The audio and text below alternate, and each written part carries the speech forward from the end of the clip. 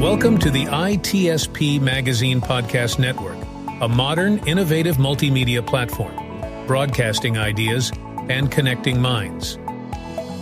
Every company has a story to tell, from the small startup to the large enterprise, and everything in between. This is one of them. We hope you enjoy this brand story conversation.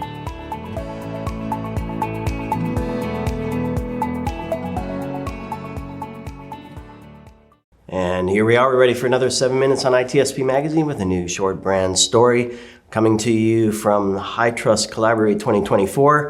And we're going to talk about cyber insurance today. I'm thrilled to have Ryan Griffin from McGill Partners on. How are you, Ryan? I'm doing great. Good to have you. You just finished a fantastic panel. And this is a topic that's near and dear to my heart because I'm a nerd. It's driven by data, and there's a lot of technology involved. Yep. A few words about your role at McGill Partners and what the company does. Yeah, we're a boutique cyber insurance brokerage.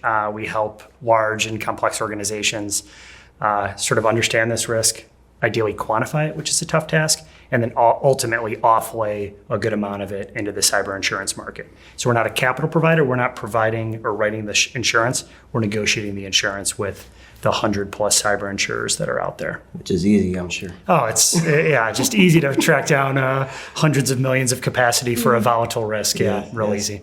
So let's talk about easy, or the opposite of it, actually. Kind of some of the challenges that your clients typically face. I don't know if they come to you first or they end up with you last, or it's trying to find coverage. Yeah, I think it's a difficult thing because I think this counterparty risk, right? This idea, especially if you're contracting with large and complex organizations, everybody wants to make sure that you're buying a reasonable amount of insurance, just like you would for, liability insurance for slipping and falling.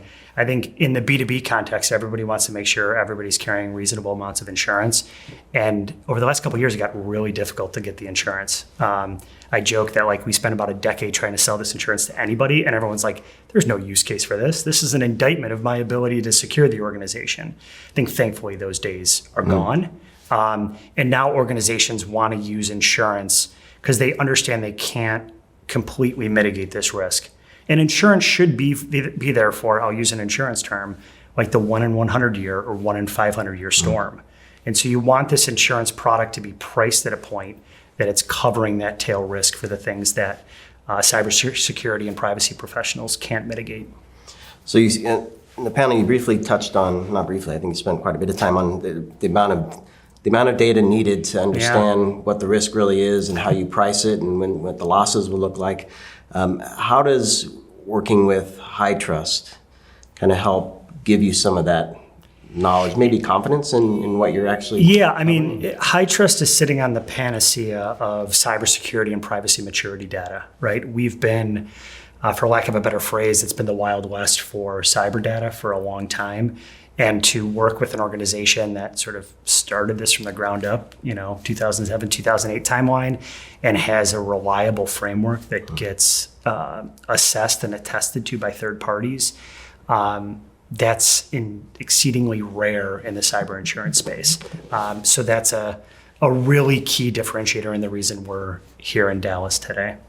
And so how does we'll say what it is. It's an R2, right? Yeah. R2 gives you the demonstrable proof that you've done, put some controls in place to mitigate the risk and reduce exposure that gives you confidence in providing a policy and some coverage. How does that change the conversation? How does that change the process? Yeah, what we find is that so many organizations are going through and taking cybersecurity and privacy so seriously and investing hundreds of hours to achieve these certifications. And then historically, the cyber insurance market said, oh, that's nice.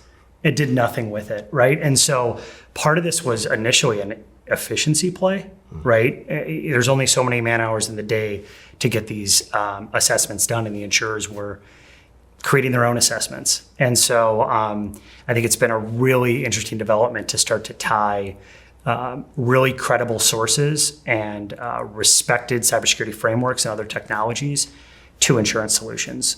It's existed in other lines of coverage for years and years. We used the example today about, I know I have to use my phone with the safe driving app and get a score It's not that great. I break very hard, but we're trying to get that sort of data sources to help underwriters have some more confidence in underwriting this risk.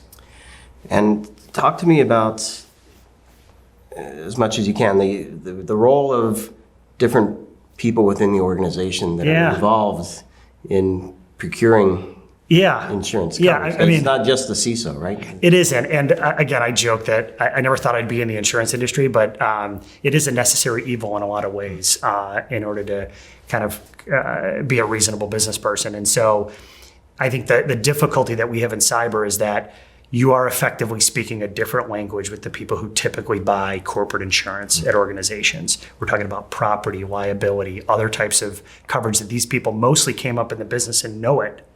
And then we layer this cyber thing on them, and they're like, I'm afraid of the IT people. I'm afraid of the cybersecurity people. So we're trying to make it easier for different stakeholders in the organization to tackle this risk holistically. And then again, leverage some of the great things that are going on within compliance functions or cybersecurity functions to just make this less intimidating for the insurance buyer. And so tell me about the engagement with McGill. What were some of the outcomes or things you've heard from clients that have worked with you with? So I think that the biggest thing is we wanted to make sure that when clients are faced, we want clients to be able, especially in the vendor community, you think about the SaaS platforms that are helping major organizations run their business. In order to sign a contract on a new deal, you need to evidence certain cybersecurity provisions, like a HITRUST certification. And by the way, you have to carry a certain amount of insurance. And so we want to take down those barriers so they can confidently meet those insurance requirements year in, year out with a predictable price. And so it's really about matching a really trustworthy framework and compliance regime like HITRUST with capital providers. And so we effectively had to broke HITRUST into an insurance market and say, will you trust this data on their client's behalf? And so far there's been really good uptake. I love it.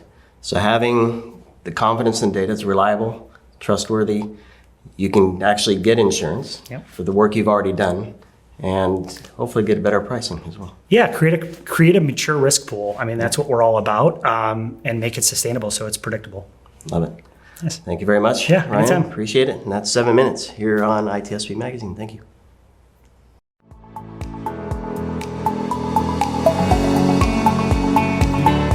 We hope you enjoyed this episode and that you will come back for more brand stories on ITSP Magazine. If you want to share your company's brand story, go to ITSPmagazine.com and explore our advertising options to learn more.